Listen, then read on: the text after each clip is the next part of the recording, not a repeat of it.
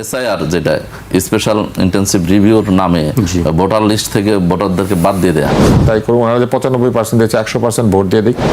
মানুষ আসছে ভোট দিয়েছে। ইলেকশনে জেতার আগে এরকম ফস করে জ্বলে ওঠে, ঠস করে অনেক কথা বলা। এই শুভেন্দু অধিকারী সাহেব তো একসময় মমতা ব্যানার্জির ডাইন হাত বাম হাত ছিলেন। যে বিষয়টি নিয়ে কথা হচ্ছে, মমতা ব্যানার্জির বক্তব্য, তারপরেই মূলত আলোচনা শুরু। আমি তার বক্তব্যটি উল্লেখ করতে চাই। তিনি সংবাদ সম্মেলনে বলেছেন, আমি কেন পদত্যাগ করব, আমরা হারিনি, এই পদত্যাগ করব না।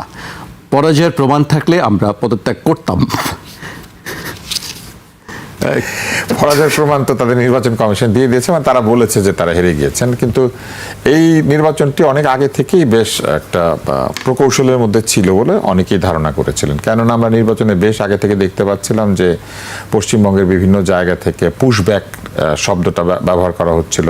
মমতার যিনি প্রতিদ্বন্দ্বী, তিনি আলোচনার মধ্যে বিভিন্ন জায়গাতে এবং ইউটিউবে বাংলাদেশকে অত্যন্ত অকথ্য ভাষা আক্রমণও করছিলেন।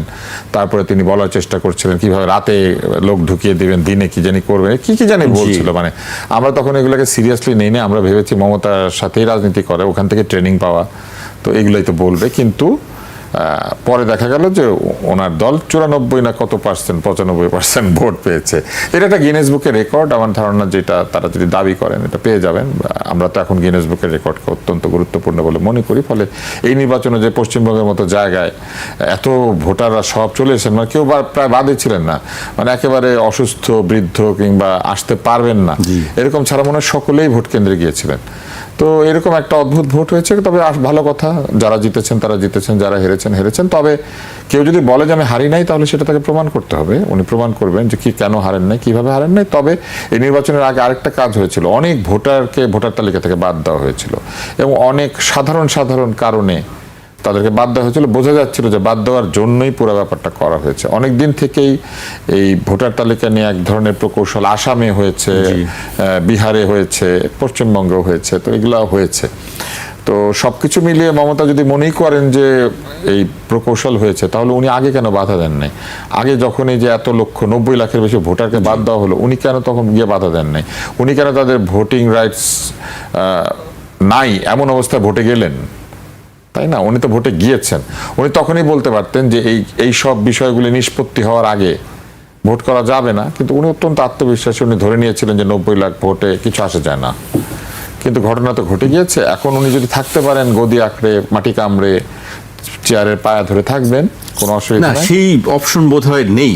যে মানে আমি তো জানি না আছে কিনা। ভারত পদত্যাগে বাধ্য করলো আমি করব না, তিনি বলছেন। আমি বলতে চাই আমরা নির্বাচনে হারিনি। 6 তারিখ তার মেয়াদ শেষ হয়ে গেছে বিধানসভা নির্বাচনে। যেদিন উনি গিয়েছেন সেদিন উনি মেনে নিয়েই গিয়েছেন যে নির্বাচনের পরে যে জিতবে সে ক্ষমতায় থাকবে। ফলে এখন যদি উনি বলেন যে নির্বাচনটা হয় নাই বা এখানে অনেক প্রকাশ্য কাজ, অনেক কিছু হয়েছে যেটার কারণে নির্বাচনটা বৈধ হয় নাই, তাহলে উনি সেটা প্রমাণ করবেন। ভারতের একটা সুবিধা আছে, ওইখানে আদালত আছে, ভালোই আদালত, তাদের বিচার আচার হয় এখনো। তারপর ওনাদের কিছু রাষ্ট্রীয় প্রতিষ্ঠান আছে যেগুলি বেশ ফাংশনিং। ফলে উনি যদি মমতা যদি সেইখানে গিয়ে বিচার প্রার্থী হন, বিচার পেলেন, তবে এটা কি আদৌ সম্ভব? বাস্তবতা চিন্তা করলে সম্ভব না। কারণ ভারতে যে দলটির কাছে তারা নির্বাচনে হেরেছেন, বিজেপি তো অত্যন্ত বৃহৎ এবং প্রভাবশালী দল এবং তারা মূলত একটি জাতীয়তাবাদী দল, যেখানে তারা হিন্দু জাতীয়তাবাদকে প্রমোট করেন। তো সেরকম একটি দলের সঙ্গে উনি কতটুকু সফল হবেন অন্তত এই প্রতিবাদ জানাতে গিয়ে বোঝা মুশকিল রয়েছে। আমি মনে করি যে এই নির্বাচনে পরাজয়ের একটি বড় কারণ কিন্তু তৃণমূল কংগ্রেসের নিজেদের অতি আত্মবিশ্বাস এবং নিজের প্রতিদ্বন্দ্বীকে নিজেই প্রস্তুত করা। এই শুভেন্দু অধিকারী সাহেব তো একসময় মমতা ব্যানার্জির ডাইন হাত বাম হাত ছিলেন, বা ধরেন ডান পা বাম পা ছিলেন, তিনি যুব তৃণমূলের সভাপতি কিছু একটা ছিলেন। তো এই যে উনি যে একটা কিছু ছিলেন, ওখান থেকে ট্রেনিং পেয়ে উনি এগুলা করছেন, ওখান থেকে উদ্ভট কথাবার্তা বলা হয়তো উনি শিখেছেন। তবে এই নির্বাচনের একটা সুদূর প্রসারী প্রভাব বাংলাদেশের উপরে আছে, সেটা নিয়ে আমরা পরে আলাপ করতে পারি আপনার এই প্রশ্নের পরে। কিন্তু একটা জিনিস আমাদেরকে মনে রাখতে হবে যে প্রতিবেশী দেশের রাজনীতি তাদেরই। আমরা এখান থেকে মতামত দিতে পারি বা অনেক কিছু করতে পারি, কিন্তু প্রতিবেশী দেশের রাজনীতি তাদেরই। এবং এই ক্ষেত্রে আমি বলবো যে আমাদের গণমাধ্যম যে কত ভালো, এই নির্বাচনের মধ্যে দিয়ে এটা প্রমাণ হবে। কারণ ধরেন এখন আমাদের গণমাধ্যম যদি চিৎকার করতে শুরু করতে এবং আপনি যদি এখন লাফাতে লাফাতে এখান থেকে ওই পাশে লাফ দিয়ে গিয়ে আপনি একটা শো করতেন, আপনি তারা যেভাবে চিৎকার করে আপনি এভাবে লাফ দিয়ে একটা শো করতেন এবং সেখানে গিয়ে আপনি বলতেন যে শুভেন্দু আমার পকেটে, কিংবা এই যে মাটির মধ্যে আমি শুয়ে পড়লাম, পিছনে একটা ম্যাপ রেখে, মানে এই যে উজবুকি কাণ্ড কারখানা যে তারা করেছিলেন তাদের গণমাধ্যমে, এখন ওনারা বুঝুক যে আমরা কত ভদ্র। ওনারা হেরে গেলেও আমরা সুন্দর কথা বলি, জিতলেও আমরা সুন্দর কথা বলি। আমাদেরকে গালিগালাজ তারা সোশ্যাল মিডিয়াতে করছে, সেটা তো বলছে যে করেই, আমাদের কিন্তু নির্বাচন নিয়ে তোমাদের এত মাথা ব্যথা। কিন্তু আমাদের গণমাধ্যম তো অত্যন্ত ভালো, আমাদের কোনো মাথা ব্যথা নেই ওনাদের নির্বাচনে। সত্যি কথা, ওনাদের জন্য মাথা ব্যথা করা মানে হচ্ছে মাথার অপচয়। হ্যাঁ, ওনাদের জন্য ধরেন কোথায় ব্যথা হইতে পারে?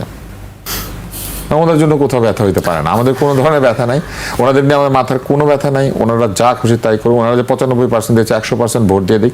ওনাদের কাছে আমাদের শুধু স্বনির্বন্ধ অনুরোধ, ওনাদের মিডিয়াতে যে কিছু অদ্ভুত বাঁদর শ্রেণীর লোকজন ঘোরাফেরা করে, এই বাঁদরগুলোকে যদি ওনারা নিয়ন্ত্রণ করতে পারেন, আমরা বুঝবো যে ওনারা আমাদের এখানে, আমাদেরকে নিয়ে ওনাদের কোনো মাথা ব্যথা নেই। এটা হলেই ভালো। বাঁদরগুলিকে দেখতে ভালো লাগে না, এবং ম্যাক্সিমাম বাঁদর হচ্ছে ওই যে একটা কি চ্যানেল আছে ওইটার মধ্যে কাজ করে, আমি ভুলে গেছি বাঁদরটার নাম। তো এই বাদরগুলিকে যদি ওনারা নিয়ন্ত্রণ করতে পারতেন ভালো হয়। আমি খুব দেখতে চাই যে এখন এই বাদরগুলা কি করেন, ওনাদের মিডিয়ার যে বাদরগুলি আছে, যেগুলি আমাদের নির্বাচনের সময় ডাইন কাত বাম কাত চিত উপর নিচ হয়ে যায়, আমাদের নামে লড়াই করতে থাকেন, এবং বাদর বলা ঠিক হয় না, মানে তাদের সব আগ্রহ বাংলাদেশের, বাদর না, হনুমান বললে ভালো ছিল। মানে হনুমানগুলিকে আমার খুব এখন দেখতে ইচ্ছা করে যে তোমাদের দেশের নির্বাচন নিয়ে তোমরা এখন হনুমানগিরি করো প্লিজ। জি, তুষার ভাইয়ের কাছে আসবো। আমি এ পর্যায়ে অ্যাডভোকেট শাহ মাহফুজুল হকের কাছে আসতে চাই। আপনি রাজনীতিবিদ হিসেবে নিজের রাজনীতির সঙ্গে জড়িত আছেন সক্রিয়ভাবে, এবং জামায়াত ইসলামের সঙ্গে আছেন আপনি। ধর্মীয় দিক থেকে বা জামায়াত ইসলামের পক্ষ থেকে আপনি এই বিষয়টিকে কিভাবে দেখছেন? আমরা জানি যে বিজেপি জাতীয়তাবাদী রাজনীতি করে, হিন্দুত্ববাদী রাজনীতি করে। সেক্ষেত্রে কি মনে হয় প্রভাবটা কি পড়তে পারে? পশ্চিমবঙ্গের এই ফলাফলের প্রভাব কি বাংলাদেশে পড়বে? জি, ধন্যবাদ আপনাকে, আপনার মাধ্যমে একুশে টেলিভিশনের সম্মানিত দর্শক শ্রোতা মণ্ডলী এবং সহ আলোচক সহ সবাইকে স্বাগত জানাচ্ছি আজকের আলোচনায়। বিষয়টা এখন তো ভারতের নির্বাচন খুবই আলোচিত, এবং শুধু বাংলাদেশে না, মনে হয় সারা পৃথিবীতে আলোচনা হবে। বিশেষ করে যেহেতু ওনাদের একটা ভারতের নির্বাচন, ভারতের গণতন্ত্র, এসব নিয়ে অনেক মানে গর্ব অহংকার অনেক কিছু আমরা দেখতাম, শুনতাম, মনে করতো, মানুষ বলতো যে মডেল। তো এখন সেই মডেল এখন 95% ভোটের মডেল বা জাল ভোটের মডেল বা হচ্ছে যে এরকম এগুলো এখন আমার মনে হয় সেই অহংকারের যে জায়গা বা গর্বের যে জায়গা, সেটা তারা নিজেরা নিজেদেরকে ধূলিসাৎ করে দিয়েছে আর কি। বৃহত্তম গণতান্ত্রিক রাষ্ট্র, এখন তাদের মানে বিধানসভার যিনি মুখ্যমন্ত্রী ছিলেন তিনি বলতেছেন যে না, এটা জালিয়াতির নির্বাচন, এটা অবিশ্বাস্য নির্বাচন, এটা মানে না, এবং তাদের সেটাকে আবার জাতীয় নেতৃবৃন্দ এবং জাতীয় দল যে অন্যান্য দলগুলো তারাও সাপোর্ট দিচ্ছে যে না, এটা ঠিকই আছে, এটাই হয়েছে। তো এখানে কারণও আছে অনেকগুলো। আমরা মনে করি যে বিশ্বাসযোগ্য নির্বাচন যে একটা অনেক জালিয়াতি হয়েছে বা ইয়াক হয়েছে, এরকম কিছু বিষয় আমরা দেখতে পাচ্ছি। যেমন হচ্ছে যে আপনি আমরা বললাম যে 95-96% ভোট কালেকশন, মানে এটা টার্ন ওভার চিন্তা করতে পারেন আপনি, এবং সেটা যে পশ্চিমবঙ্গের মতো একটা ইয়াতে রাজ্যে হয়, সবাই ভোট দিয়েছে, সবাই ভোট দিয়েছে, মানে কবর থেকে উঠে হোক আর জীবিত হোক আর মৃত হোক, বা হচ্ছে যে আপনার নদী নালা খাল বিল সবকিছু পার হয়ে ডোবা সব পার হয়ে মানুষ আসছে, ভোট দিয়েছে, এবং ভোটের সেটা বিজেপি বিজয় হয়ে গেছে। এবং এখানে কিছু মানে নির্বাচনের আগে বোঝা যাচ্ছিল যে পরিকল্পিত বা যেহেতু কেন্দ্রীয় সরকার যে পশ্চিমবঙ্গকে টার্গেট করেছে, এবং সেটার জন্য কারণও আছে। আমি মনে করি যে ইতিমধ্যে বাংলাদেশে আলোচিত হচ্ছে যে আমাদের বিগত 17 বছর আমাদেরকে যারা এই ভোটার অধিকার থেকে বঞ্চিত করেছে, বাংলাদেশে কারচুপির নির্বাচন বা দিনের ভোট রাতে করার যে অভিজ্ঞতা, বা হচ্ছে যে আমিডামি নির্বাচন, বা সেই নির্বাচনের অভিজ্ঞতা সম্পন্ন লোক আমাদের ফ্যাসিস্ট শেখ হাসিনা কিন্তু এখন ভারতে দিল্লিতে আছেন, এবং নরেন্দ্র মোদীর খুব কাছাকাছি আছেন বলে আমার মনে দেখতেছে, আলোচনা হচ্ছে বিভিন্ন জায়গায়। এবং সেখান থেকে ট্রেনিং হয়তো পেয়েছেন, হয়তো বিভিন্ন TCTS বা বিভিন্ন ট্রেনিংয়ের মাধ্যমে জালিয়াতি নির্বাচনে একটা ইয়ে হয়েছে। এবং সেটা বিশেষ করে আমার কাছে আশ্চর্য লাগছে একটা জিনিস, যে SIR যেটা স্পেশাল ইন্টেন্সিভ রিভিউর নামে ভোটার লিস্ট থেকে ভোটারদেরকে বাদ দিয়ে দেয়া, এবং সেটা পরিকল্পিত। আপনি দেখবেন যে প্রায় 91 লক্ষ ভোটারকে বাদ দিয়ে দেওয়া হয়েছে, এবং সেইখানে প্রায় 35 লক্ষ হচ্ছে মুসলমান। মুসলমানদের এটা কথিত বা ইয়েতে আছে যে তৃণমূল মুসলমানদের ভোট পায়, এবং সেই জায়গাতে দেখা যাচ্ছে যে 32 লাখ ভোট এখন তৃণমূল। এর মধ্যে অনেক মৃত ভোটারও ছিল, ভুয়া ভোটারও ছিল, 91 লাখ বা 1 কোটি যেটাই বলি। আমি আপনার কাছে আবার আসবো, তুষার ভাইয়ের কাছে আসতে চাই। তুষার ভাই, বাংলাদেশে পুশব্যাক বাড়তে পারে কিনা এমন প্রশ্নের জবাবে আজকে স্বরাষ্ট্রমন্ত্রী বলেছেন, আমরা গতকালকেই বিজিবিকে নির্দেশ দিয়েছি যাতে সীমান্তে তারা একটু সতর্ক থাকে, কারণ সেরকম কোনো সম্ভাবনা দেখি না, যদি হয় যাতে তারা অ্যাড্রেস করতে পারে। আমার ধারণা সেরকম কিছু ঘটবে না। স্বরাষ্ট্রমন্ত্রী আত্মবিশ্বাসী, তিনি বলছেন যে এর ধরনের কোনো কিছু ঘটবে না। আপনি কিভাবে দেখছেন আসলে প্রভাবটা কোনভাবে পড়তে পারে? শুধু সীমান্তের দিক দিয়ে, নাকি রাজনৈতিক কারণে, না ব্যবসা বাণিজ্যিক কারণে কোনো প্রভাব কি পড়তে পারে, নাকি আসলে সিদ্ধান্ত কিন্তু কখনোই প্রাদেশিক সরকারের নিতে পারার কথা না। পুশব্যাকের সিদ্ধান্ত নিতে গেলে এটা কিন্তু একটা কেন্দ্রীয় সরকারের সিদ্ধান্ত হইতে হবে, কেননা সীমান্ত তো প্রাদেশিক সরকারের না, সীমান্ত তো কেন্দ্রীয় সরকারের। এবং সীমান্তে কাউকে পুশব্যাক করা হবে, এটা কোনোভাবেই একটা প্রাদেশিক সরকার সিদ্ধান্ত নেবেন, এটা হয় না। যদি কেউ এটা করেও থাকেন তাহলে এটা উনি অন্যায় করবেন আর কি, করার চেষ্টাও করেন। আর পুশব্যাক কেন করবেন? নিজের দেশের নাগরিকদেরকে তারা আমাদের দেশে ঢুকিয়ে দেওয়ার চেষ্টা কি কারণে করবেন? আমরা ঢুকলাম কিভাবে? আপনি একটা জিনিস চিন্তা করেন, কিন্তু মনে করেন আপনি পার হয়ে ওই পারে যাবেন, তাহলে ওই পারে যারা পাহারা দেয়, দে আর স্টুপিডস, দে আর ইনকম্পিটেন্ট, দে আর ইনএফিশিয়েন্ট, তারা তাদের সীমান্ত পাহারা দিতে পারে না, আমরা ঢুকে পড়তে পারি। তো এটা কি হয়? এটা হয় না। তাহলে নিজেদের অপদার্থতার দায় আমাদের উপরে কেন দিবেন? ইধার উধার তো হয় না, ইধার উধার যদিও হয়, কোনো একটা দেশ যদি বলে যে ওনারা দলে দলে আমাদের এখানে ঢুকে পড়ছেন, তা আপনারা ঘুমাচ্ছিলেন? আপনারা কি করছিলেন? প্রশ্ন অবশ্যই, তাই না? তো এত এত কোটি কোটি লোক ঢুকে পড়লো, কিভাবে ঢুকলো? আর ঢুকলো যদি, আপনার তার সাথে সাথেই তাদেরকে আপনারা চিহ্নিত করে আমাদেরকে ফেরত দিলেন না কেন? ব্যাপারটা এরকম না, আসলে পুরাটাই হচ্ছে একটা রাজনৈতিক উদ্দেশ্য প্রণোদিত একটা কথা। বাংলাদেশ কার্ড। আমি আপনাকে কিছু, হ্যাঁ অফকোর্স, এটা আমি আপনাকে একটা উদাহরণ দিই। বাংলাদেশের জিডিপি ভারতের চেয়ে বেশি। বাংলাদেশের মানুষের ধার্মিক মানে সাম্প্রদায়িক সম্প্রীতি ভারতের চেয়ে ভালো।